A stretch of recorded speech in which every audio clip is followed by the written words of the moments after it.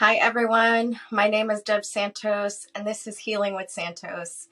I am back. I'm making another video, a part two to the one I posted the other day about my spiritual awakening. This is impromptu. I'm doing this because somebody had reached out and had some questions. And I want to say, if you have questions, please, please, please send them my way. I will be honest and admit to you all that I don't know what I'm doing. I don't know what I'm doing. And I have felt pulled and guided to start sharing this with you all. And I have received some feedback from people that this is helpful and that they feel like they are on the start or on the verge of their awakening. So I know that this is going to be helpful in time to come. And maybe it doesn't make all that much sense now. And you know what does make sense, right? But again, if you have questions, I invite them. Please, please, please share them so that I can kind of carve out what might be helpful for you and have more of a path, as I am doing this to be of service. While it is helpful and therapeutic for me to also speak to my own truth, the reason I initially started was because I felt like it would be helpful for other people not to feel so alone. So if you've got questions, please, please bring them on. The question somebody had posed was, during the awakening, what was it that I woke up to? And really good question. So with a spiritual awakening, in general terms, there's this understanding, this sense that there's something deeper. There's a deeper purpose. There's something deeper in your life. And there really is. And so sometimes we're either on a conscious level or unconscious level, we start to have this question in our mind, what else is there? There's got to be more. There's got to be more. At the time, for me specifically, something I think that triggered this was just the falling apart of many relationships. So I had mentioned, or I think I might have briefly mentioned, my marriage was falling apart. My marriage was disintegrating. It was crumbling. On top of that, I had met somebody. He came into my life, and I believe that he activated something in me. I'm going to make another separate video on this because I don't think it has anything to do with the spiritual awakening. But there are people that will come into our lives, whether you want to call them soulmates, or maybe they've got contracts with you from a previous lifetime, whatever your belief is. I do think that there are people that come in to rip you out of something that you're already in, to show you a pattern, to rip you out of a paradigm, to kind of spark something different in you. And I do believe that I met somebody that had done that for me.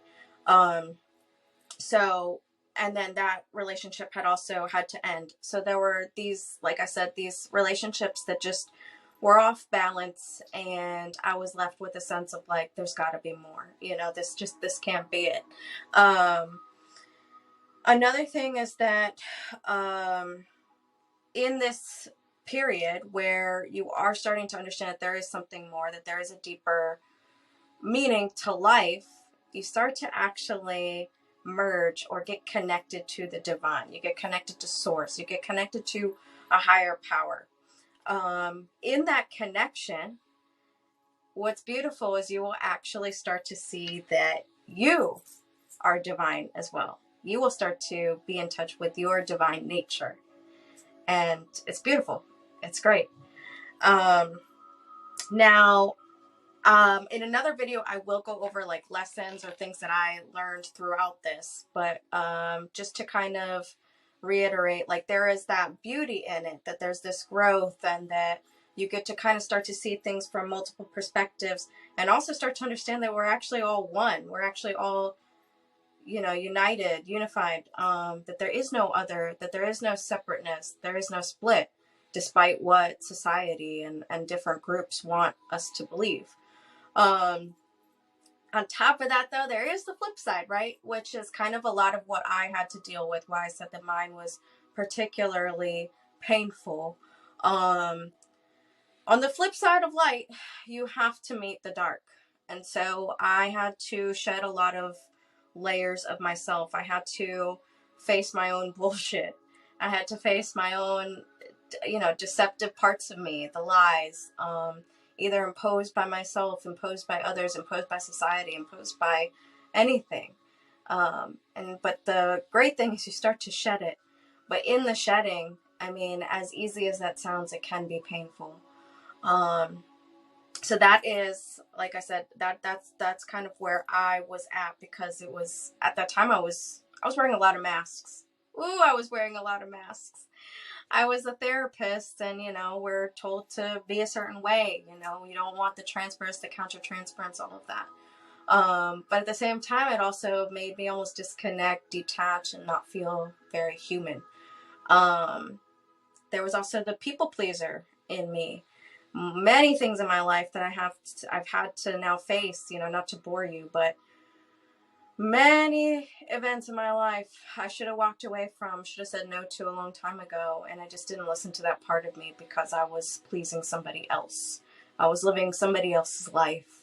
And in this time of the awakening is when I was faced head on with the choices that I have made.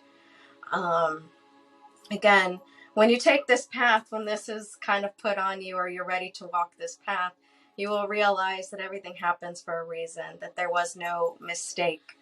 But honestly, there were times I should have said no. Anyway, so through this process, you will come into your own wholeness. That's the whole point of it, is you shed the kind of illusions, you shed all the lies, and you begin to understand who you are, who other people are in relation to you, and it can be really beautiful. Now, on top of that, I did want to mention really briefly that if you are in a healer role, or you feel called to kind of be in a healing role, whether that's therapist, teacher, more of like a shaman or something like that, your awakening can be a little harder than other people.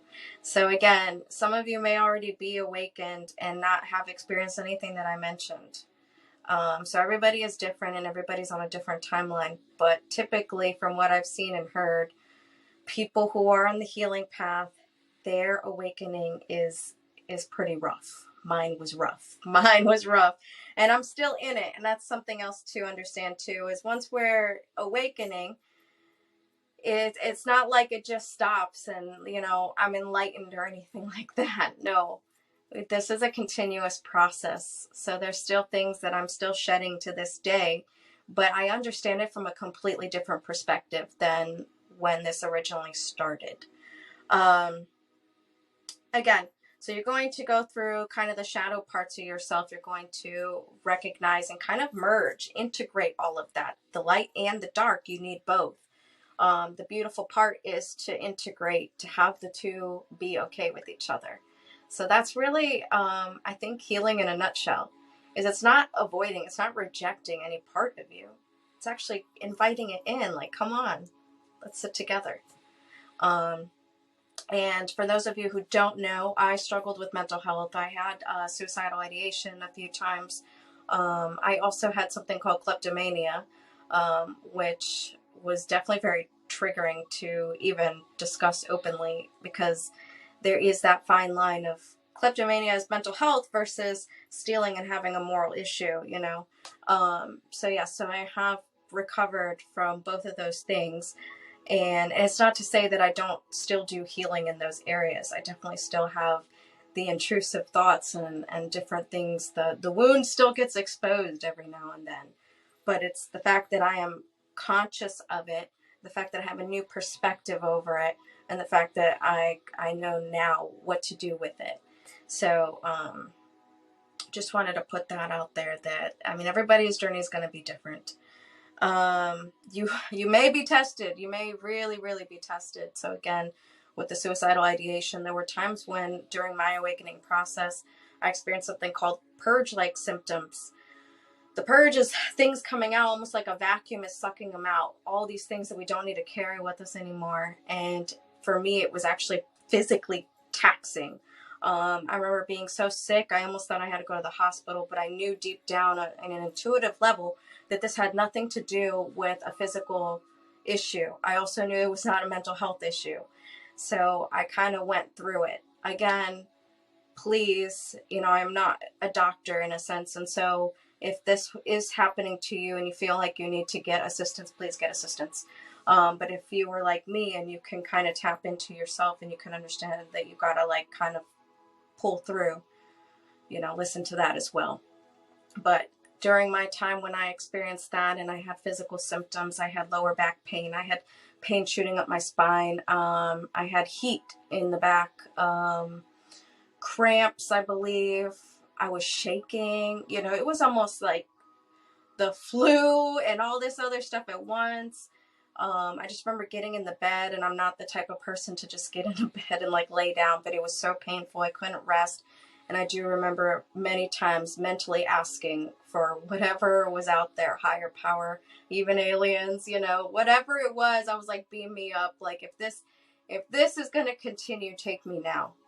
And so, like I said, it can get to the point that you are so tested.